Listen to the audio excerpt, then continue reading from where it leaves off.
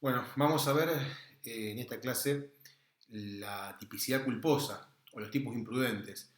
El derecho penal argentino castiga para tutelar bienes jurídicos y tipifica conductas dolosas como las que estuvimos viendo hasta ahora, donde existe el conocimiento y la voluntad de realizar un determinado resultado, pero también castiga con el mismo fin, para tutelar bienes jurídicos, cuando ese resultado es consecuencia de una conducta que fue violadora de un deber de cuidado, ¿no? de una conducta imprudente, que no tiene la intención de la realización de ese resultado, pero que lo ocasiona, ¿no? Y la causalidad se desarrolla de forma tal que el resultado es el producto de una imprudencia, de una conducta que no fue observadora del deber de cuidado que la situación requería.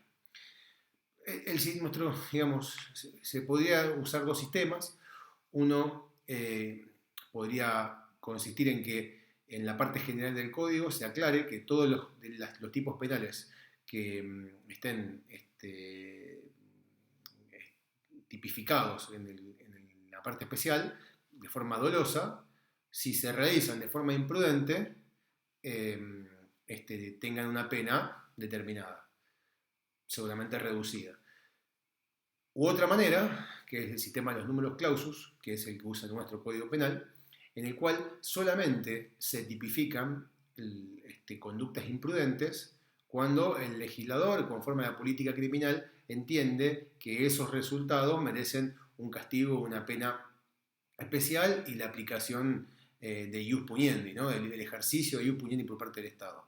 Así vamos a ver que hay tipos dolosos que tienen su versión culposa, como los homicidios, como las lesiones, y vamos a ver, como los estragos, vamos a ver que hay tipos penales que no tienen su forma culposa, por eso nunca nadie ha escuchado hablar de hurto culposo, de robo culposo, ni de abuso sexual culposo. ¿Bien? El ejemplo más claro de esto es el delito de daño, ¿no? Que es un delito doloso, eh, y sin embargo no está tipificada la conducta del daño culposo. Esto es porque el legislador claramente entiende que no se justifica la aplicación del ius puniendi, el ejercicio del ius puniendi, en la enorme cantidad de situaciones, como por ejemplo en cada pequeño accidente de tránsito donde nadie resulta lesionado, que cada vez que alguien por imprudencia afecte la integridad de una cosa ajena, no tenga que resolverse desde el sistema penal y desde las consecuencias del delito que tiene previsto el sistema penal, sino que puede resolverse de otras maneras, como por ejemplo por la vía civil. Entonces vamos a encontrarnos con un sistema de números clausus. Solamente ciertos tipos penales dolosos tienen una tipificación culposa para un mismo resultado, ¿no? Ejemplo la muerte, ejemplo las lesiones. Del mismo modo, entonces tenemos que analizar la tipicidad culposa. Del mismo modo que los tipos dolosos, vamos a considerar o vamos a desarrollar a los tipos culposos en un aspecto objetivo y en un aspecto subjetivo. Vamos a encontrarnos que hay parte de la doctrina que entiende que no hay un aspecto subjetivo del tipo doloso perdón, de los tipos culposos, y tiene sus argumentos, pero yo con lo breve que intento que sean estas introducciones, después lo veremos en la clase, pero voy a dar el desarrollo dividiendo en el aspecto objetivo y en el aspecto subjetivo, muy brevemente. El aspecto objetivo de los tipos culposos tiene una estructura diferente que la del aspecto objetivo de los tipos dolosos. En algunas cosas coinciden. Obviamente, ambos tienen, para que sea típica la conducta, tiene que haber una afectación a un bien jurídico tutelado, es decir, se tiene que dar un resultado. Si bien acá vamos a ver que se castiga la imprudencia, no se castiga la imprudencia por la imprudencia misma, sino que es cuando producto de la imprudencia ocurre un resultado en el mundo exterior que es la lesión a un bien jurídico. Entonces el resultado siempre va a estar presente, matar, lesionar, etcétera. se tiene que dar un nexo de causalidad, como es obvio, ya vimos causalidad, ya vimos que el resultado tiene que ser producto de la conducta que dio inicio a la teoría. Entonces, tiene que haber sujeto activo, sujeto pasivo, obviamente. Lo que acá tiene que, lo que predomina y lo que le da la nota característica es un elemento que obviamente no encontramos en la tipicidad objetiva dolosa, que es que debe existir una violación al deber de cuidado. Esto es, junto con el nexo de determinación que explicaré a continuación, es el elemento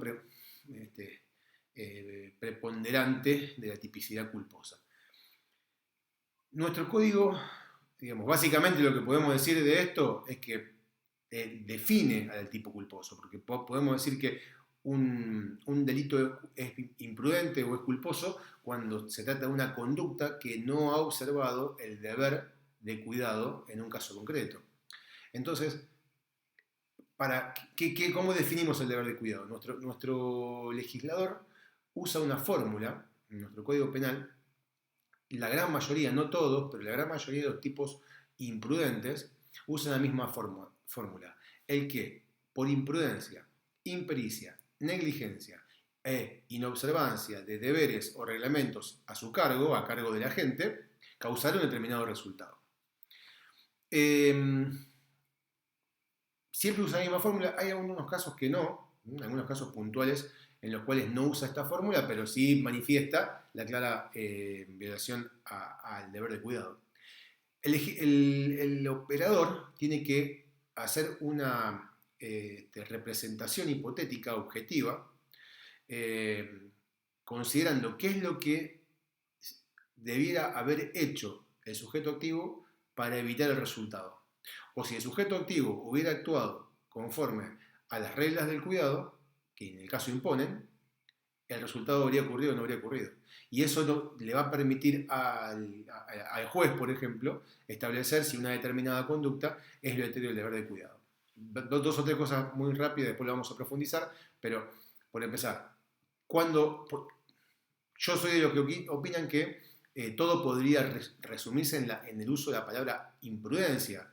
La negligencia y la impericia son dos formas de imprudencia, pero podemos decir que la imprudencia es el hacer de más, ¿no? Hay un límite que marca la prudencia, y ser imprudente es pasar ese límite, pasar el límite del cual se debió observar si uno fuera cuidadoso. La negligencia supone lo contrario, supone un hacer de menos. Quiere decir, para ser cuidadoso, yo debo hacer algo que si no lo hago, estoy siendo negligente y descuidado. Ejemplo, si tengo un auto estacionado en la ruta, en la banquina, debo poner las balizas. No poner las balizas es actuar negligentemente.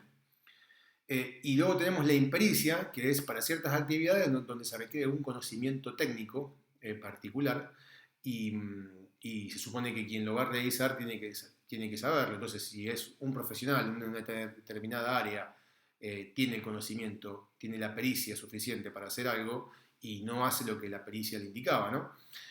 O que lo que sus conocimientos técnicos le indicaban hacer. Se supone que todos aquellos que manejamos un vehículo y hemos pasado el carnet de conducir, actuamos conforme a ciertas reglas que esa pericia nos indica.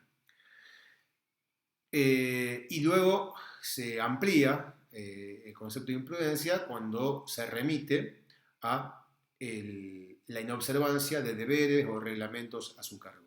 Hay algunas actividades donde claramente está reglamentada. Por ejemplo, la Ley Nacional de Tránsito reglamenta con bastante profundidad lo que es la conducción de vehículos automotores en la República Argentina.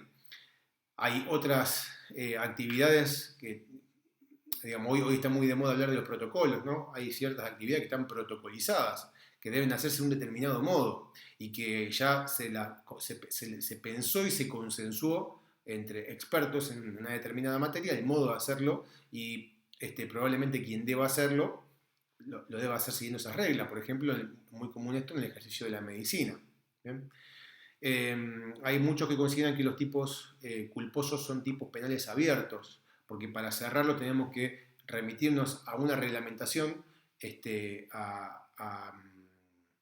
incluso a veces a leyes que están fuera del tipo penal y que nos permiten poder saber cómo actuó, si actuó prudente o imprudentemente una persona.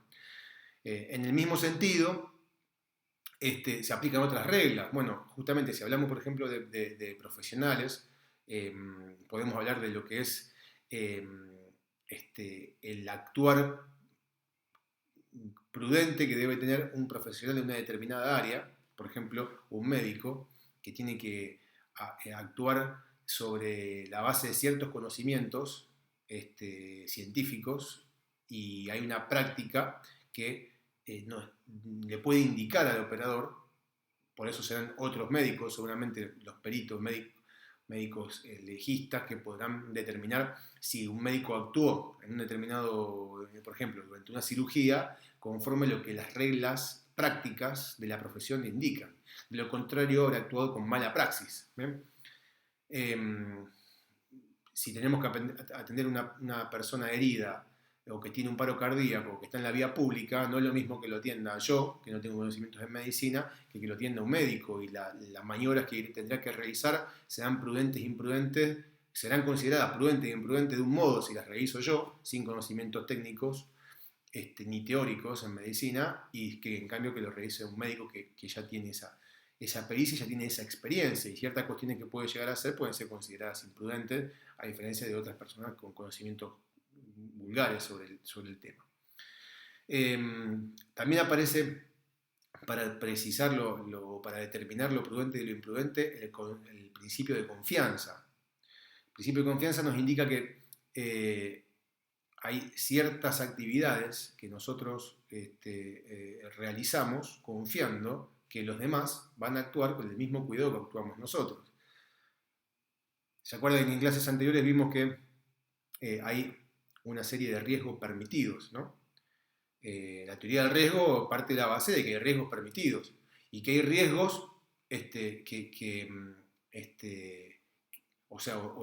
la realización de conductas dentro del marco de los riesgos permitidos suponen que hay un límite donde a partir de cruzando el cual se violará el deber de cuidado y se producirán resultados no deseados. Entonces, el principio de confianza indica que en la mayoría de las cuestiones donde hay riesgos permitidos, todos vamos a actuar, confiamos en que el otro actúa igual que nosotros dentro de ese marco de lo permitido, realizando las conductas que está permitida realizar, aunque la actividad por sí sea peligrosa. Si vamos por la calle, cruzamos el semáforo en verde, confiando que los demás, cuando lo vean en rojo, van a frenar. Si nosotros dudamos o tenemos un dato concreto que nos hace pensar que hay alguien que no va a respetar el semáforo en rojo, no nos podemos amparar en la luz verde para pasar igual, ¿no? Si nosotros vemos que hay unos niños que están jugando la pelota en la calle, no nos podemos amparar en el principio de confianza diciendo yo confío que los niños se van a correr cuando pase un auto, porque evidentemente vemos que son niños, no tienen toda la prudencia, están distraídos, están jugando. Entonces, en algunos casos el principio de confianza cae. El principio de confianza cae cuando tenemos un dato objetivo que nos hace advertir que en ese caso en particular debemos extremar nosotros el cuidado porque los demás no nos están cumpliendo. Pero si vamos caminando por la vereda y al lado nuestro tenemos una avenida donde pasan autos, colectivos, camiones a gran velocidad, caminamos confiando que ninguno de esos vehículos se va a subir a la vereda. Si no, no podríamos salir a la calle si no aplicamos el principio de confianza. Pero insisto, en algunos casos la confianza debe ceder porque tenemos un dato objetivo que nos da la pauta de que el otro puede no estar teniendo el mismo cuidado que uno, y avanzar o seguir con esa conducta frente a ese dato objetivo puede ser imprudente. Por ejemplo, si yo voy manejando un auto y veo que hay caballos que están sueltos, ¿no?, en la ruta, al costado de la ruta, obvio que si el caballo, no le vamos a pedir que un caballo entienda las reglas de tránsito. Entonces, en ese caso, suponemos a priori que quien tenga animales no lo va a dejar suelto, pero si el dato objetivo nos indica que el animal está suelto, ponemos en peligro nuestra propia vida y nuestra propia integridad y de las personas que pueden ir con nosotros en el vehículo. Entonces, el principio de confianza es importante dentro de lo que es la teoría del riesgo y dentro de lo que son las actividades peligrosas permitidas, pero también en algunos casos nos permiten indicar cuándo no debimos habernos amparado en el principio de confianza. Esto con respecto a la violación del deber de cuidado. Y hay un último elemento objetivo, por lo menos yo me gusta explicarlo de este modo, que es el nexo de determinación. Según el nexo de determinación, solo es imputable desde el aspecto objetivo al sujeto activo, el autor de la conducta, el resultado, cuando ese resultado es consecuencia de la violación del deber de cuidado. Puede que haya un nexo de causalidad, el resultado es consecuencia de la conducta del sujeto activo, pero puede que haya una violación del deber de cuidado incluso en esa conducta, pero puede, así las cosas, puede que el resultado, por más que haya violado el deber de cuidado, hubiera ocurrido igual si lo hubiese observado al deber de cuidado. En tal caso, elimina la tipicidad. O sea, solamente va a ser típico el resultado cuando es consecuencia de haber violado el deber de cuidado. Ejemplo, a mí me gusta siempre poner el mismo ejemplo. Vamos a suponer que entra un tren que viene circulando viene de zonas no pobladas y va a ingresar en una aglomeración, una zona poblada. Desconozco yo la velocidad que deben llevar los trenes en uno y en otro ámbito, pero parto de la base de suponer que dentro de la ciudad un tren de carga debe tener que circular a una velocidad menor que fuera de la ciudad. Lo concreto, supongamos que el tren puede circular a un máximo de 30 km por hora. Si adelante de la máquina, a 50 metros del que llegue la locomotora, una persona se tira a las vías, ¿no? Y el tren no venía a la velocidad permitida. En vez de venir circulando a 30, venía circulando a 40. Podremos decir que viola el deber de cuidado. Objetivamente, está violando un reglamento que dice que debe circular a 30. Y estaba circulando a 40.